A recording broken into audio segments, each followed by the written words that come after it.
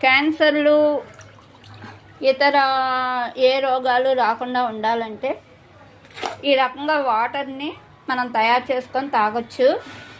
గాజు పాత్రలో అయినా, స్టీల్ పాత్రలో అయినా, కళాయి ఉన్న ఇత్తడి పాత్రలో అయినా వేసుకోవచ్చు. క్యారెట్, బీట్రూట్, అల్లం, ఉసిరి తరిగేసి, పుదీనా, కొత్తిమీర వాటర్లో వేసేసి దాన్ని అలా ఒక 12 గంటలు రూమ్ టెంపరేచర్లో ఉంచాలి. తర్వాత మనం వడగట్టేయాలి.